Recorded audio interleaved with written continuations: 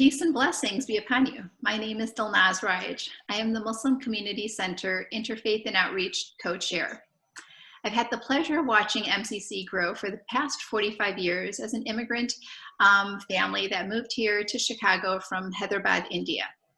So my parents were looking for a second home, for us to find friends and family, for my sister and I to go to Sunday school, and that's how we came about MCC. So at MCC, I met my husband. We got married. We ended up sending our children to MCC full-time school. And now I'm privileged to be the Interfaith and Outreach Committee co-chair. So welcome to the Muslim Community Center's first virtual Ramadan lecture series. And today's topic is about the blessings of Ramadan with Dr. Ingrid Matteson.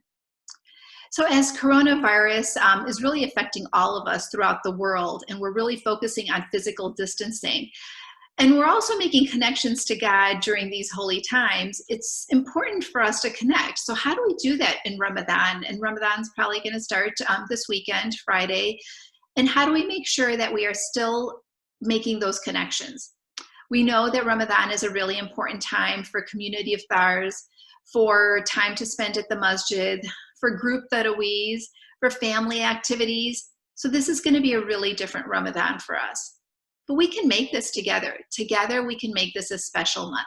And Dr. Matteson's going to help us today to help us understand how with coronavirus and the blessings of Ramadan, we're going to get through this together. So as today's first webinar, I did want to give you a little history of MCC. In February of 1969, a group of Muslims that were very diverse backgrounds that wanted to form a place where Muslims can get together for daily prayers, weekend school, and fun activities. So that's how the Muslim Community Center came about in 1969. MCC is one of the oldest and largest organizations in Chicagoland. MCC has facilities in 3 different locations right here in Chicagoland. The first location was purchased in 1969, like we had mentioned. We had a location that was purchased on Elston Street. We still have that location. It holds 5 daily prayers, a weekend school. It has a funeral facility, and also marriages are conducted in that facility. Then in 1988, we needed to move out into the suburbs, so we purchased a second location in Morton Grove, and that's called the Muslim Education Center, which is now a full-time masjid, as well as a full-time school called Muslim Community Center Academy. In the Morton Grove location, we have 6th through 10th grade. We outgrew the Morton Grove location, so we needed a 3rd location, so we bought a location in 2015 in Skokie. MCC Academy has that 3rd location where we have preschool through 5th grade. MCC Academy has over 670 students, over 100 staff members, and it's been winning quite a few awards for its educational expertise.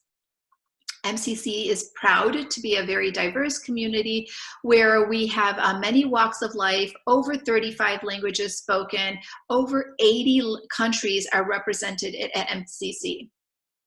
So currently at MCC, we have 1,700 paid members, but weekly Friday Jummah prayers bring in over 3,000 individuals. So MCC, Interfaith and Outreach Committee, is really actively involved. We do robust planning and activities to bring communities together and develop stronger relationships. MCC has a rehab and welfare committee that gets together every single first Saturday of the month. It assists in food boxes, grocery runs, mental and medical assistance, rental assistance, medical bills, and utilities for over 500 families each year and distributes over $350,000 each year. Our presence in the neighborhood for 51 years has allowed us to connect with individuals and community centers. So we now have know our neighbors, we've developed stronger relationships. Another area that we've really connected with during this administration in 2017, when we had the Muslim ban, over 1,800 people came for a protest. And with our allies, we were able to stand up to the Muslim ban in 2017.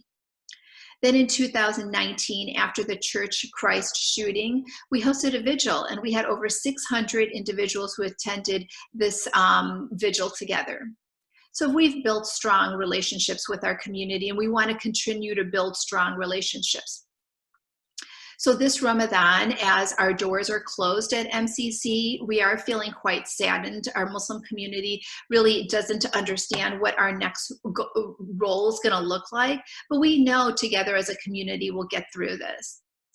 Every week that we close our doors at MCC, we lose $25,000 through your donations, through your generous zakat funds, and we also lose money to support our underserved individuals that we give funding every first Saturday of the month. So on the chat box that you notice, there are donation links to the Muslim Community Center, to the Launch Good campaign that we have. So feel free to go ahead and please donate generously throughout the webinar. And if you don't donate today, feel free to do it on Saturday if you join us as well. So as we start our Muslim Community Center Interfaith and Outreach Committee virtual Ramadan lecture series, we will be meeting every Tuesday and Saturday from 6 o'clock to 7 o'clock Central Standard Time. If you registered once and you're on today, you've logged on for the rest of the month, so you don't need to register again. But we're excited to see you from 6 to 7 Central Standard Time. So today we are speaking about Ramadan blessings with Dr. Ingrid Matteson. On Saturday, which is April 25th, we're going to be speaking with Imam Jihad Turk, Dr. Stephen Ray, and Rabbi Andrea London. And our topic will be, what does the scripture say about fasting? On April 28th, we'll be speaking with Ubaydullah Evans, and our topic will be relationship skills.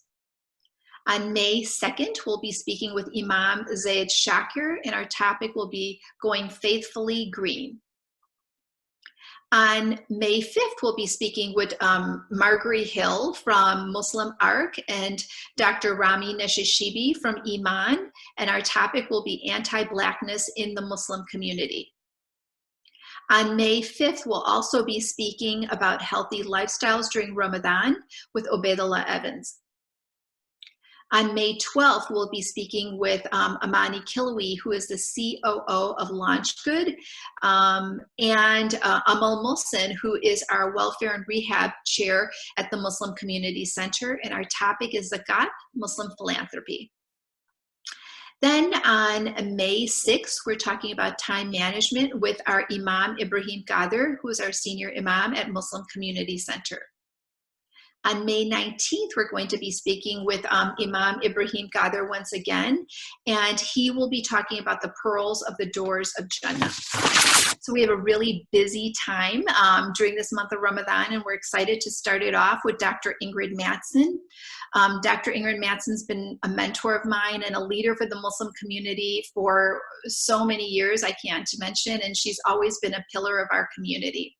So Dr. Ingrid Matteson is the London and Windsor Community Chair in Islamic Studies at Huron University College at Western University in Canada. Dr. Matteson's earned her PhD from the University of Chicago in 1999. From 1998 to 2012, she was the professor of Islamic Studies at Hartford Seminary in Connecticut, where she developed and created the first accredited graduate program for Muslim chaplains in America.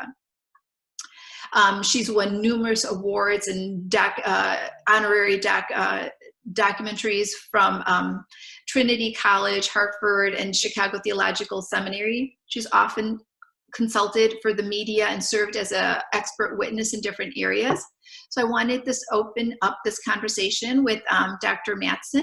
I did want to give a little bit of information. So on the bottom, I know some of us are new to webinars and some of us are a little bit more experienced. You're going to notice on the bottom, there is a chat box and there's also a Q&A box. In the chat box, you're going to notice that we will be posting information, like you'll see the link to MCC website, you'll see the Launch Good link, so please do use those links.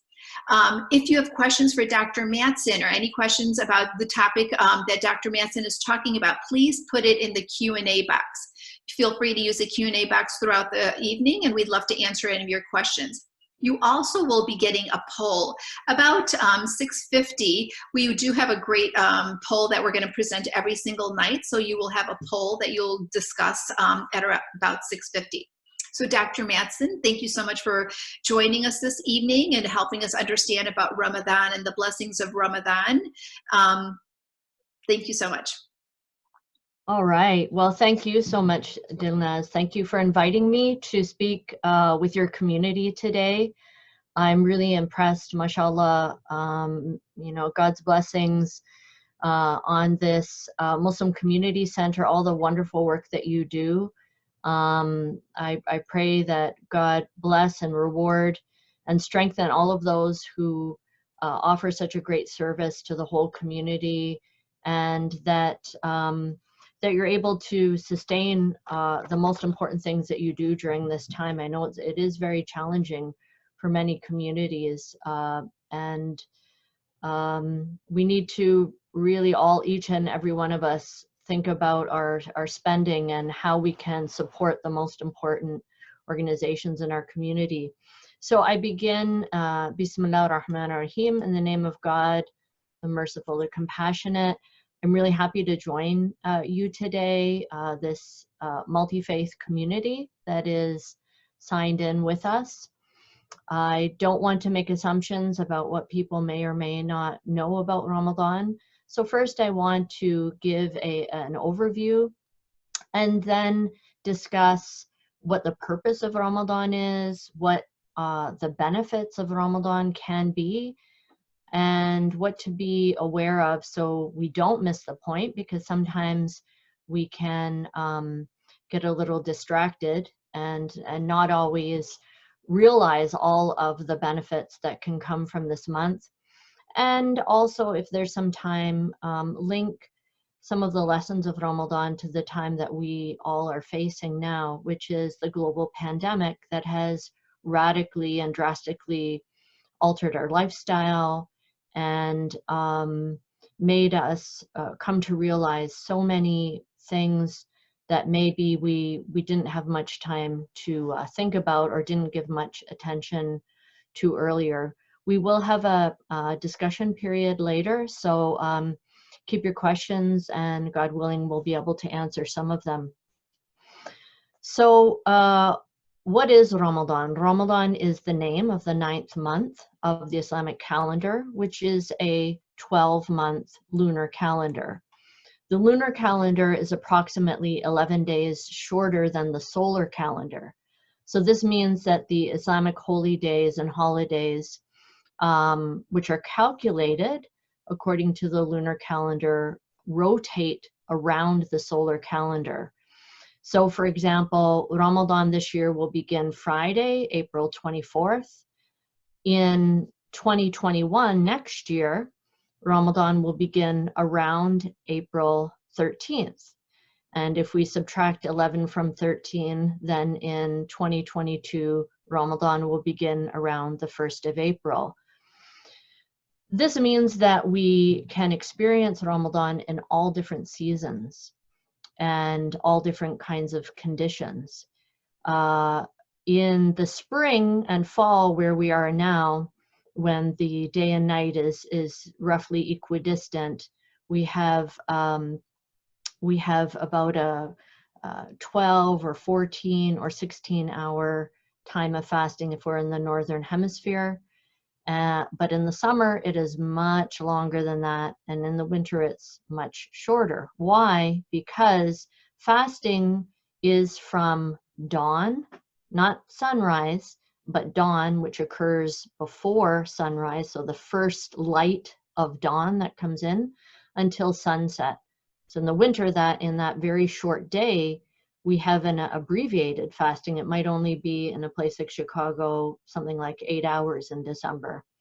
Whereas in July, a few years ago, it was very long, maybe 18 hours, in some northern areas, 20 hours or even more. So what happens is how we experience Ramadan is very different. In the time when the day of fasting is short, it means that we have a short day, but we have a long night. And that long night gives us the opportunity to engage in a lot more socialization and to engage in a lot more prayer, because during the month of Ramadan, we are encouraged to feed others, and we're encouraged to engage in extra prayer and acts of worship. So we have this long night where we can do that. When we're not fasting, once we've broken our fast at sunset, we have this long night when we can feed others and then engage in extra prayers, both communally and individually.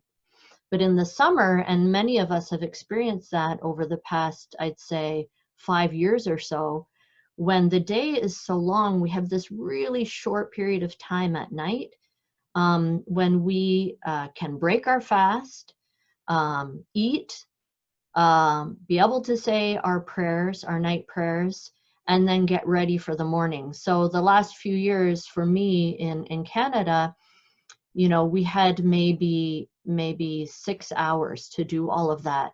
And it meant that many of us actually were not going to the mosque to engage in the communal night prayers as much as we may have during the longer nights, because it just got too late. But what did we gain during that time? What we gained was the rigor, more of a rigorous fast.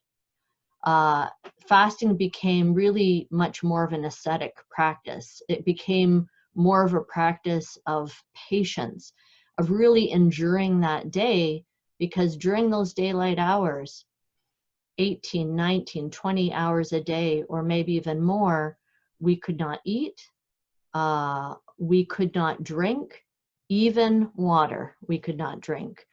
Fasting also means that we do not engage in intimacy with our spouse during the fasting period. And also, we need to fast from our strong emotions, our inclinations to get angry, to get annoyed, to gossip.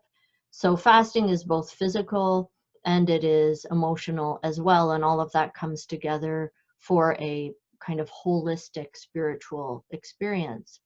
So as we're fasting this year during the month of Ramadan and cannot go and join our community, it is going to be the kind of Ramadan that is more like those long summer fasts, where we need to endure it, we need to be patient, and we may be spending more time in really engaging in prayer and reflection on our own rather than in the community. And I'm going to come back to that shortly. Just some more details about Ramadan and what it means to fast according to the lunar month. So as Muslims know, there are two main ways of determining the beginning of the lunar month. It begins with the sighting of the first appearance of the crescent moon after the new moon. So the new moon is when you can't see a moon, when the sky is black.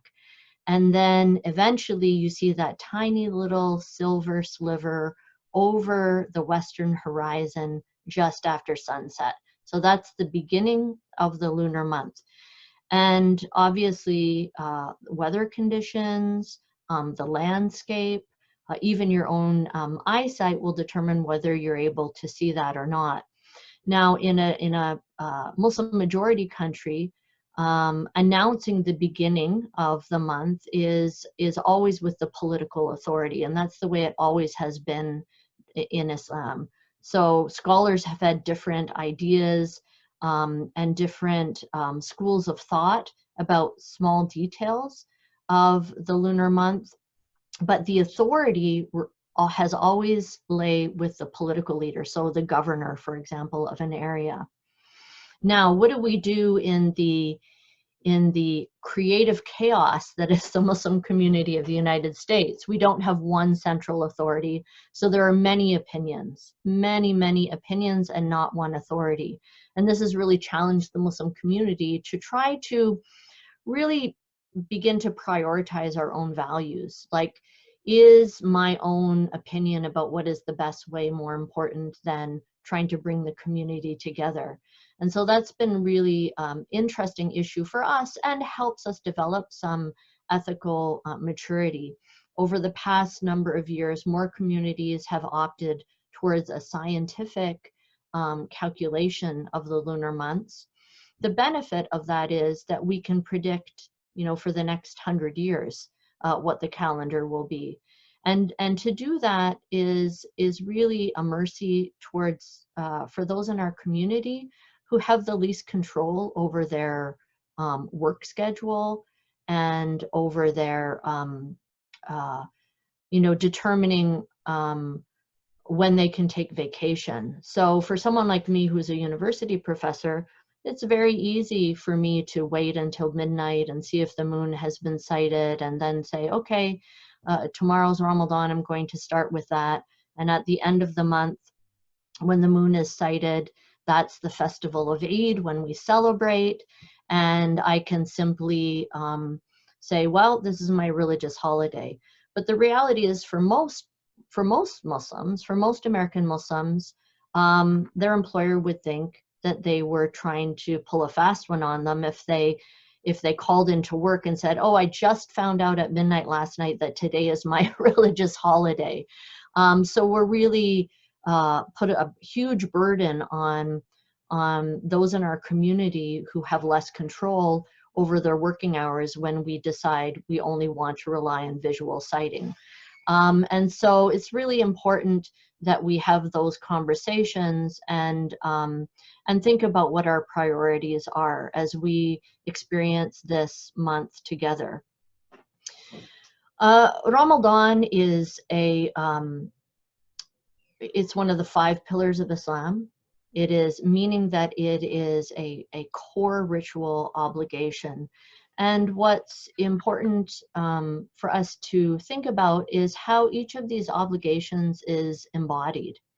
So to be a person of faith as a Muslim does not mean just having an idea in our head or having a feeling in our heart, but is about how we live in this world, with others, what we take in, what we give out, and how we connect with others. So in fasting, we are abstaining. And through that month of abstaining, we start to learn something about ourselves and our own consumption patterns and our own habits of consumption. We learn, for example, that we probably don't have to eat as much as we normally do. We probably don't have to snack as much as we normally do. And we also learn that as we look around for those to share our food with when we break the fast, we also learn that there are people in our community who might not have a circle of friends and community with whom they can socialize. We know that loneliness is considered to be a kind of social epidemic. We're living in a pandemic now, but how many articles have there been recently about loneliness being an epidemic in today's society? So if we think about that, about how Ramadan can make us think about our own state, our state of hunger, our state of deprivation, which is relative to others, and God willing, not just improve ourselves as individuals, not just develop more self-control, but to leverage that feeling to action. So our rituals as Muslims, whether they are fasting, prayer, or other rituals such as the pilgrimage, none of those are simply about ourselves. Spirituality is not about just reaching some kind of high plane as a person, but it is always about purifying and elevating ourselves and learning more about ourselves, as well as learning about our place in the community and in the world. So we are mindful and pay attention to the cycles of the moon. We're mindful and pay attention to the cycles of the sun, which determine our times for prayer. We are mindful of where we are in the world because we have to orient our prayer to a certain physical location in the world. We are mindful of the food that we take in because the food has to be tayyib, which means wholesome. The Quran says we can only eat wholesome food. And if it is meat, then that animal has to be raised and also slaughtered in a way that is merciful and kind. And so we become aware of our connection with all of creation all around us. And what about that creation? We are part of that creation. There are certain philosophies of life or ways of thinking about life that put human beings at the top of creation. But that's not the Muslim point of view. Human beings are created beings, and who is our creator? That is God. And this is what the Quran says about the purpose of Ramadan. This is the ultimate purpose. While there are many benefits, the ultimate purpose is to be mindful and to become aware of God. So the Quran, chapter 2, verse 183 says, "O you who believe in God, fasting is prescribed for you as it was for those before you, so that you will become mindful of God." When we realize that we are created, we are not self-made men or self-made women, but we are ultimately dependent on our very existence and our ongoing sustenance on the Creator. We become people who have some humility, God willing, as we go to reach for food during Ramadan and then withdraw our hand because we're in a period of fasting. We realize how dependent we are upon God for that food that is provided for us, and for the hand with which we reach, and for the ability to eat and swallow that God gives us. And everything flows from that. You'll notice also that this verse of the Quran says, fasting is prescribed for you as it was for those before you. So this is a recognition in the Quran that, religion wasn't invented with Islam. In fact, a major theme of the Quran is that God has sent revelation to all people in all times in the world. And there are many different prophets and teachers and guides that God has sent to people throughout time. Fasting is a spiritual practice that is found in every community and every part of the world. We know that Christians just finished the period of Lent with the celebration of Easter. We know that Jews have periods of fasting. We know that I know that my neighbors in the indigenous communities, First Nations communities here in Canada and in the United States have their own rituals of fasting. So this is a universal spiritual practice that is manifest in many different ways. But the purpose is really very much similar, at least some of the purposes: to be aware that we are not self-made people, to be grateful, to have self-discipline, and to be able to connect with others. I just have a few minutes left. I'll be finishing in 2 minutes here. And in this initial talk, I want to say this, is that of course, some of the conditions of fasting, that this is not something that children do, but children learn to do. They learn to develop some strength and they practice fasting, but it's only an obligation upon healthy adults.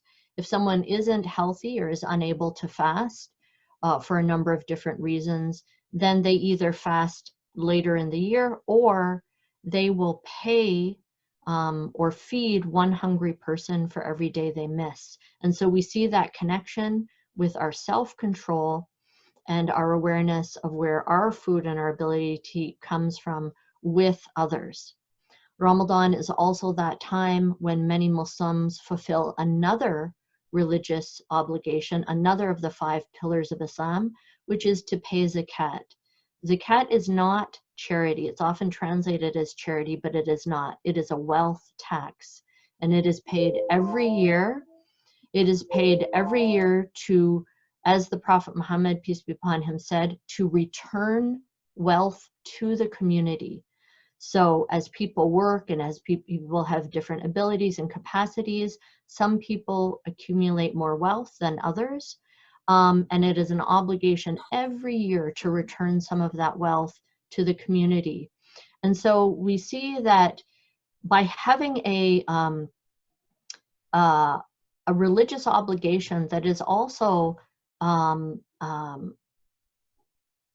economic obligation and a structure, not just charity, but an obligation as a wealth tax, that it again emphasizes that for all of the individual benefits we get, this is not just about ourselves, about heightening our own spirituality, but becoming more ethical, more aware people, more aware of the situation of others around us. Hopefully we build good habits over this month of Ramadan. We learn that where sometimes we might possibly overconsume, when we could consume less, or when we overspend, when we could, instead of always spending on ourselves, share with others. So these are habits, but human beings are forgetful. And very often what we see is that right after Ramadan, we've made, this commitment to keep up some of these habits, these good habits of being more prayerful, maybe spending less, consuming less, sharing more. But we begin to forget and we start to lose that habit. And when that happens, it's good that this is an annual obligation, because that comes back. Ramadan comes around again, and it reminds us and it helps us build those good habits once again and return to those better habits. And so this is the final thing I want to say. If we think about all of these practices of Ramadan and what we can learn from them and what we can benefit from them, in this time of the pandemic, I want us to think about this. Many of us, as we engage in this extreme, new reality during the global pandemic, are starting to develop some better habits. We're starting to learn that maybe we can and should slow down a bit, maybe spend some more time with our family. Again, maybe pay more attention to what we're eating and how we're eating. How are we going to maintain any of the good habits that we develop now when this is over? Or are we going to rush back out in a frenzy of consumer spending and sort of mindless engagement in entertainment? I hope we don't. I hope we are able to really reflect and think about whether we can reorient our priorities somewhat and continue with, of course, we're going to go back to work and do other things that we need to do, but can we hold on to some reorientation of our priorities during this time? So that's all I have to say for this today, and I'm going to sit back and see what we have in terms of discussion. Thank you. Thank you so much, Dr. Matteson. Really appreciate you taking time out of your busy schedule to be with us today and have us prepare for Ramadan, which is starting very shortly, and also helping us remind us the mindfulness of Ramadan and how we need to not just abstain from food, but it's really abstaining from all the extravagances. And also putting into what we're going through right now with coronavirus, we're really realizing who are our essential workers. And we're also figuring out what is our essential, when we go to the grocery store, what's the essential foods that we need? When we talk on the phone now, who are the essential people we need to make phone calls to? So it feels like this quarantine is actually helping us prepare for Ramadan. So you've already shared some, I think we always have to be hopeful, and that's what you're helping us understand right now with the coronavirus. We are hopeful, we are learning. So you're giving us more hope to get through these difficult times. Can you give us some parallels between so one of the questions is asking, this is not the first time that our Muslim community has gone through this type of pandemic quarantine. And can you help us understand how other Muslim communities have gone through this type of quarantine and how this just really prepares us for our resiliency during the month of Ramadan? Sure, yeah. I mean, obviously, humanity in general has gone through pandemics and epidemics and plagues. And frankly, there are many Muslims and people of other faiths who are currently living in situations of war, civil unrest, like extreme situations where they have to, I mean, even as we appropriate this term shelter in place, that comes from a war situation. And even as we're going through this global pandemic, there are many people who are right now sheltering in place because of war, because of bombs, because of other things. So I want us to remember that and have some put in perspective what we're experiencing compared to others. So what these times do is they always make people turn back to their priorities. And think, all right, what do I need to let go of in order to survive? Where are my responsibilities? How do I take care of the people around me? And how do I, even when I'm trying to take care of myself and my family, how do I try to reach out and help with others? So in all of these situations, this is what we see people do. And when it comes to periods, I've spent actually working on researching an article I came out with a couple of years ago. I spent a lot of time reading about the history of plagues and epidemics in the Muslim community, or that Muslims experienced over time. And it's quite interesting that we see that the spiritual perspective of Muslims was never to stigmatize or blame marginalized people for the pandemic. And that's something that we see in medieval Europe a lot.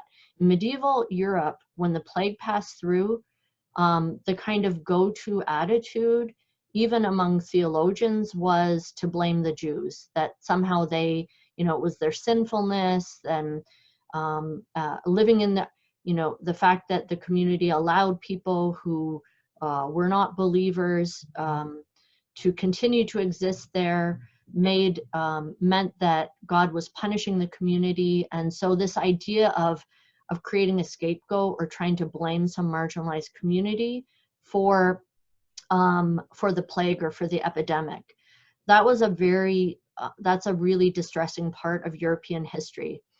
We do not see that attitude at all in Muslim communities. Muslims believe that plagues were like tornadoes, like hurricanes, like other natural disasters, that they were a natural phenomenon that the community had to endure and be patient with, and do their best to help others.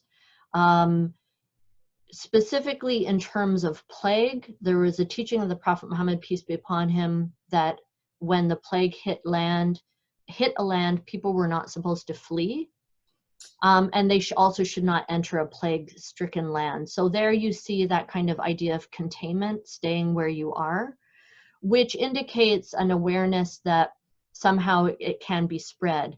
Yet the Prophet Muhammad, peace be upon him, also said, do not go into that land where the plague is, do not flee, and there is no contagion. And that confused a lot of people, because this last statement seems to undermine or be in contradiction to the first statement. But we have to understand what the Prophet Muhammad, peace be upon him, meant by contagion there. What he meant is that no one person is responsible for giving it to another, right? So you can't say like you gave it to me, because it is not true that anyone who comes in contact with the disease gets it. Some people don't get it at all. Some people have no symptoms, and others will get it. So the idea of no contagion means that we never blame someone else for getting it, because this is something that that people can get, but the mechanism, and we don't even know who will suffer from it. Some people will come in contact and never become ill from it. And so that's really important. And so the attitude of Muslim communities was, it was a time for the community to be united in prayer. And the Muslim leadership generally called the community to come together to pray in the same model that they used to pray during times of drought. So there's a special prayer called Salat al-Istisqa, the prayer of seeking the rain, or seeking, rain or water to drink, or irrigation. So this prayer for seeking rain, that everyone would come together to make that prayer, and the Muslims would call their people of other faiths, Christians in the community, Jews in the community, any people who were in the community would come together and pray. Now, the fact that they actually gathered in groups, we know now that's not a good thing. So we should definitely use that example, at least the spirit or of that example, come together in our feeling or virtually to pray together, be united together, but not actually physically come together for that. Thank you for that. There's a couple other questions. I want to make sure we get the questions answered as well. So a few other questions. I know you talked about patience, and you talked about, really controlling, not just your controlling oneself, but it's controlling a lot more.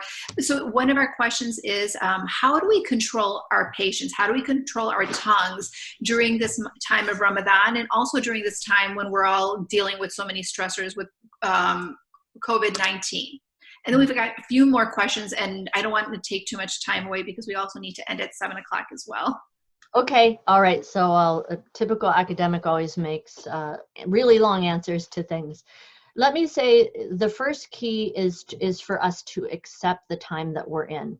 If we don't accept our situation, we're going to be full of anger and resentment, right? So the first thing is to realize that we are in a different situation, and what we can't have is opening space for some benefits. So we see that in Ramadan. I may get irritated because I'm hungry, or I have a headache because, I'm not drinking coffee or something like that.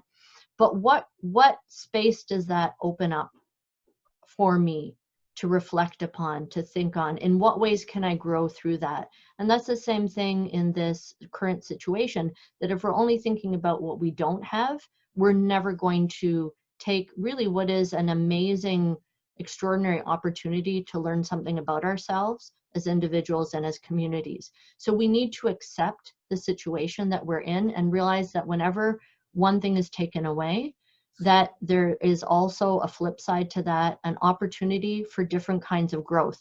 Maybe we didn't want to grow in this particular way, but this is the way that we have to grow, first of all. Second, we need to have a lot of compassion for ourselves and for others. I'm a typical introvert. So for me, this is the easiest thing to do, is to stay in my house and do my work and have, this is my lifestyle. But I have members of my family who are on the other end of the spectrum and who are extreme extroverts. And for them, it is so difficult.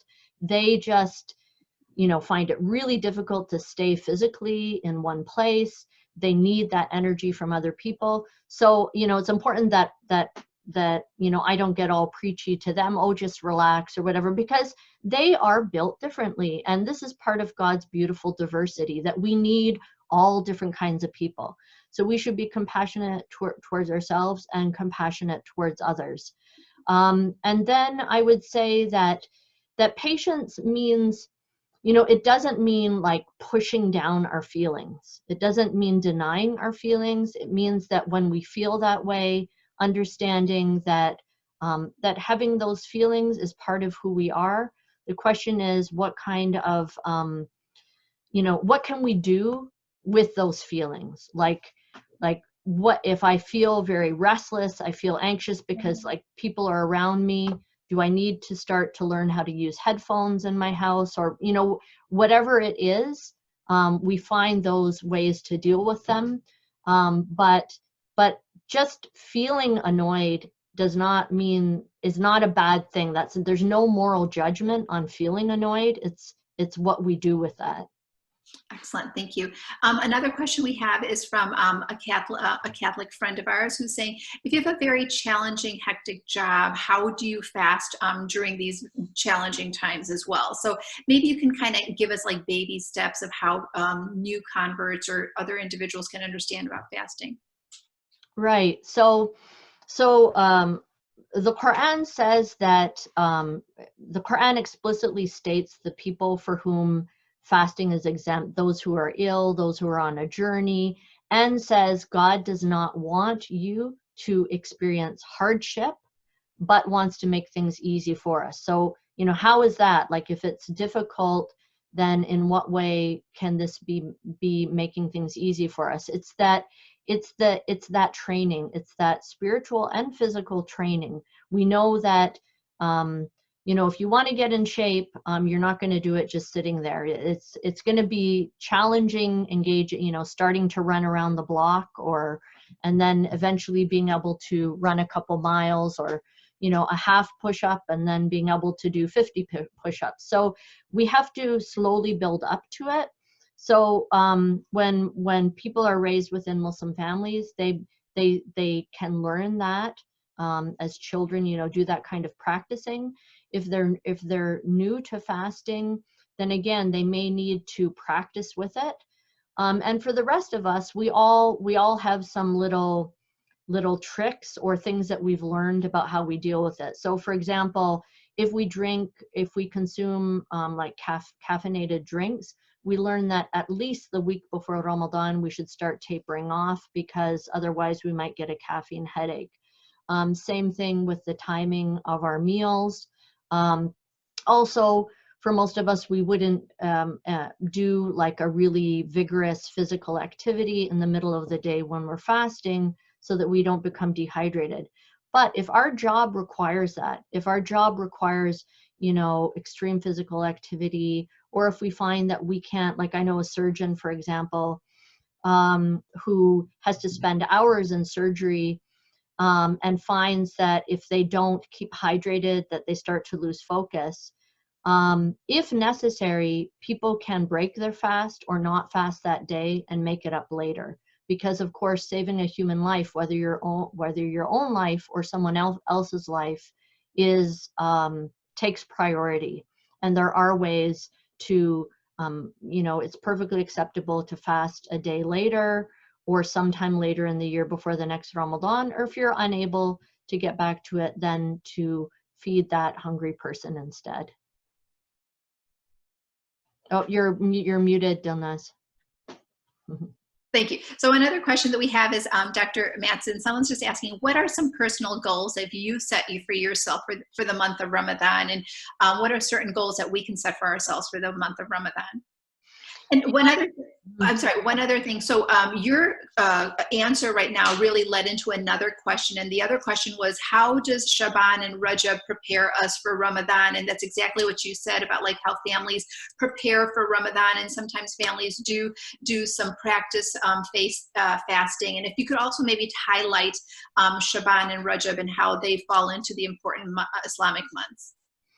Right. So while the fast of Ramadan is the only required fast for Muslims, we are also encouraged to fast some other times of year if we are able to, in a voluntary way. So there's certain days of the week when the Prophet Muhammad encouraged people to fast, Mondays and Thursdays, or the so-called white days of the months. Like the white days are white nights are the nights when there's a full moon. So like 13th, 14th, 15th, or 14th, 15th, 16th of the month.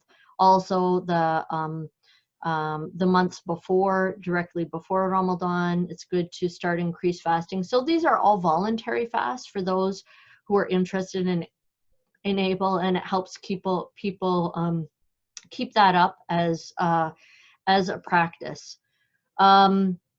What was the first question, Dilnaz? Sorry, I can't hear you.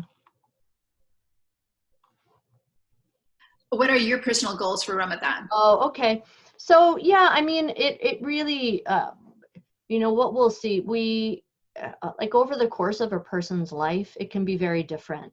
So for example, when I had very small children, I remember trying to go to, before I had small children, I liked praying Taraweeh, so the night prayer, the extra night prayers in Ramadan in the mosque. When I had little children, it became just a headache trying to figure out how to keep them quiet or have someone take care of them, or whatever it was. So I began praying more at home when they were small. Then when they were older and they could come and pray with me, I would do that. So it really depends on my time of life. When I finished, I did, for many years, I did a lot of public, I had a very, visible public role. And there were many years when I spent most of Ramadan giving talks in communities and traveling and going to meetings. And so I decided when I completed that, really after I finished my last term as president of ISNA, I decided that I would begin to take the month of Ramadan as a period of retreat for myself, because I felt it had become too social. And for me, it was really taking away from the opportunity for it to be also a month of withdrawal and retreat and quiet reflection. So that has been my personal practice, actually has been to pray at home, to not go to iftars.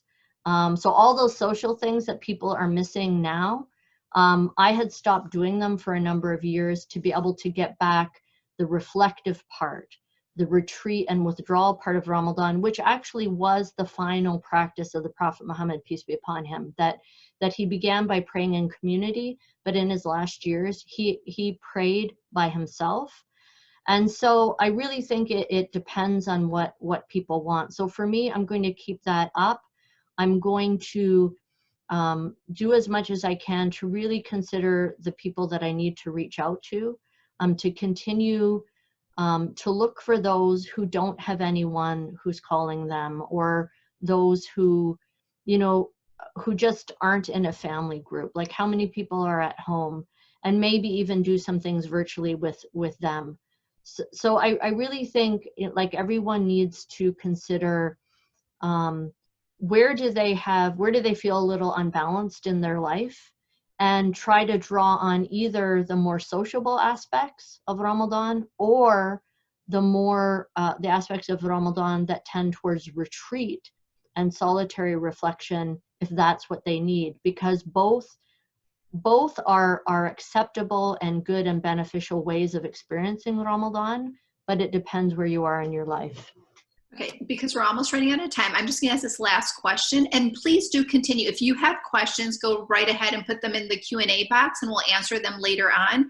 We appreciate all the questions that we're getting, but we're going to just ask one last question, and the question's about, and it's a really timely question, so I wanted to get your thoughts on it. It's about using Zoom for Jummah and Taraweeh. What are your thoughts?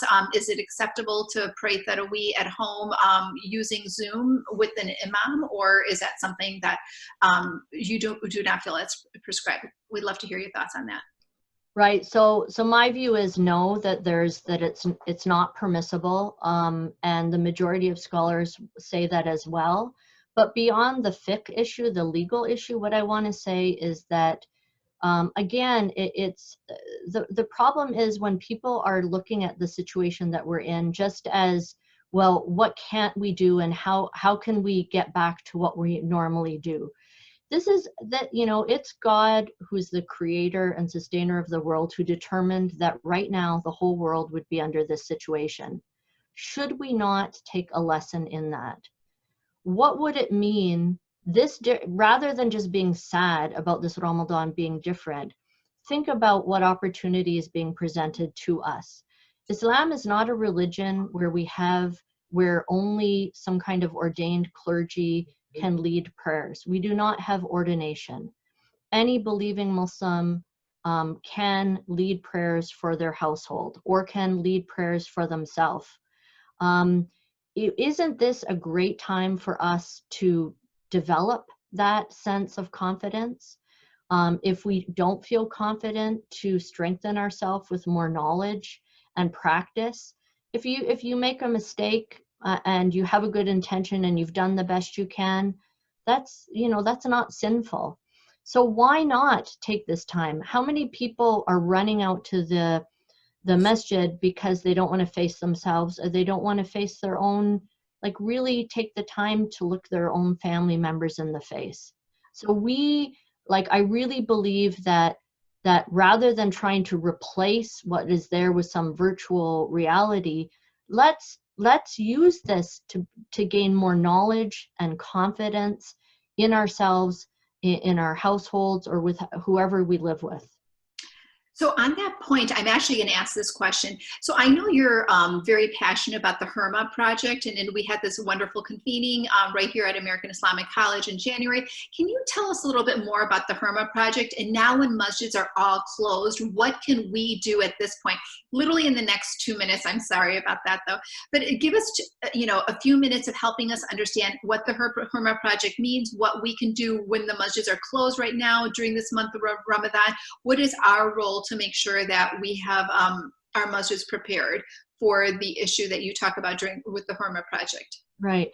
So Hurma is the word, the Arabic word, and the technical term in Islam that means sacred inviolability of the human person. So that's our physical inviolability, the inviolability of our feelings, our honor, everything that makes us a person. So the Hurma project, we established that to really focus on our responsibility as a community to make sure that is not violated, in particular by anyone who holds religious power, authority, knowledge, or status, or who leverages religious language. So even as a parent, sometimes we can misuse religious language for our own purposes. So we tell our children, oh, you have to do this, you have to obey me, because God says obey your parents in the Quran.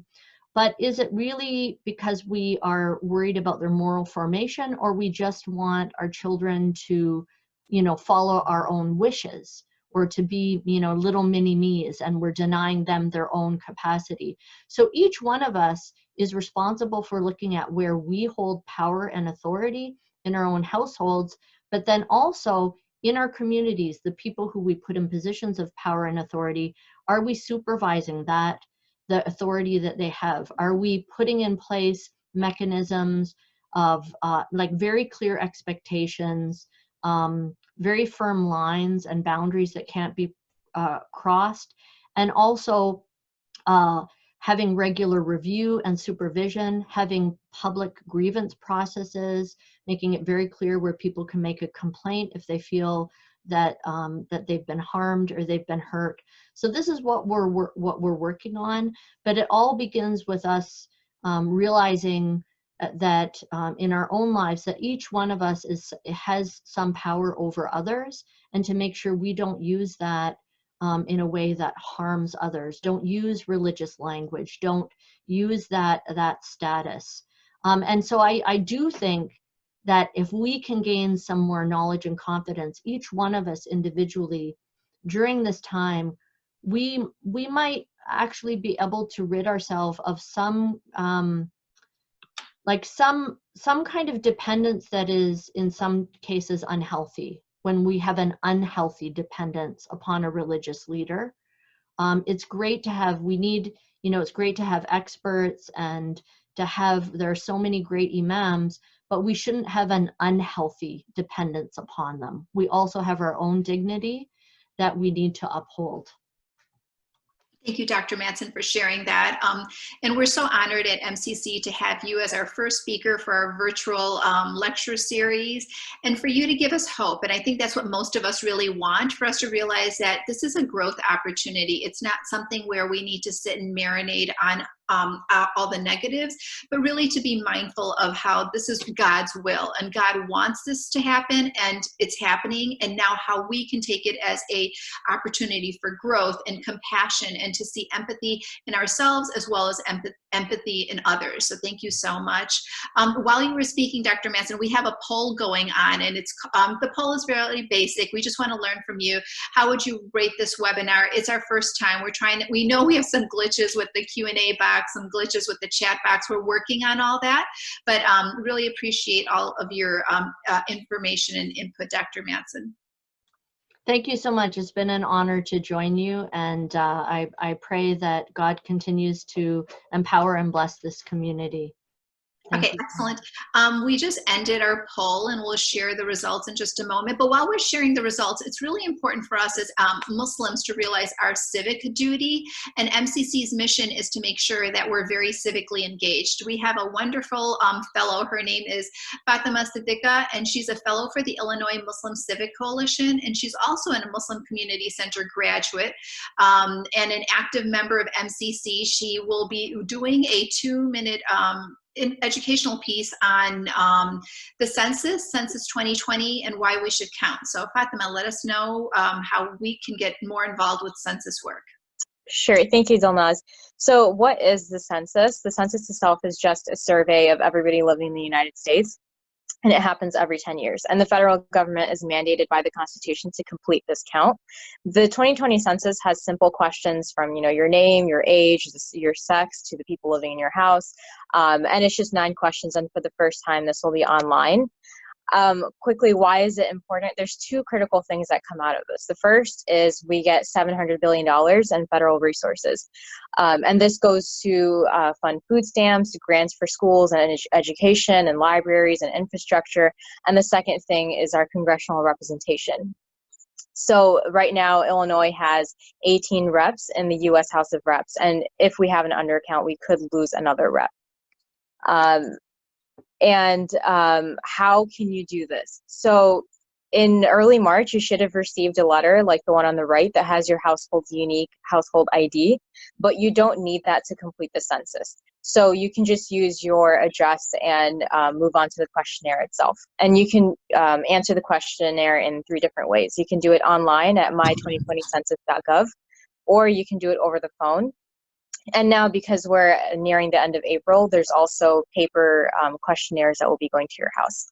And for each of these, there is language assistance, though over the phone and paper questionnaires are limited, so I recommend that you complete it online. So if you have time today and you haven't completed it yet, please visit my2020census.gov and complete it. Thanks so much. Thank you so much, Fatima. Can you also give us the website for Illinois Muslim Civic Coalition if we want to find out more information on census work? Yes, so we actually have a lot of information for individuals who are Muslim and want to find out more info in their own native language or something. So you can go to IllinoisMuslimCivicCoalition.org and you'll find all of our census info there and our team and hopefully anything you need. And can you put the link on our chat box as well? Yes, of course. Thank you.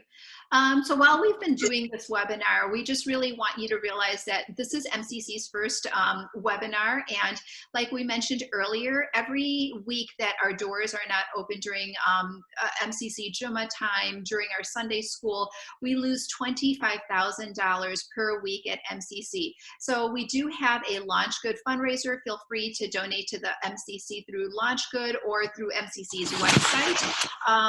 And donate, as if you want to give your zakat, or if you just want to give some sadaqah, or if you just want to help out the welfare and rehab committee that gives over $350,000 per year to underserved individuals, please do check out that link. So like I said, we would love to see you every Tuesday and Saturday, 6 to 7 o'clock Central Standard Time. This Saturday, we have Imam Jihad Turk, we have Dr. Stephen Ray, and Rabbi Andrea London. And they're going to be talking about what does the scripture say about fasting. So we are excited to see you on Saturday from 6 to 7 o'clock. If you've registered once, you do not need to register again, but do share this information with others. We'd love to see more of our neighbors and our friends joining this webinar, and we're excited to begin Ramadan together, inshallah on Friday or Thursday, but we would like to build community virtually because this is our opportunity now for growth, just like Dr. Matteson said. So assalamu alaikum, thank you very much, and inshallah we will see you, God willing, on Saturday for our second virtual Ramadan lecture series. Assalamu alaikum.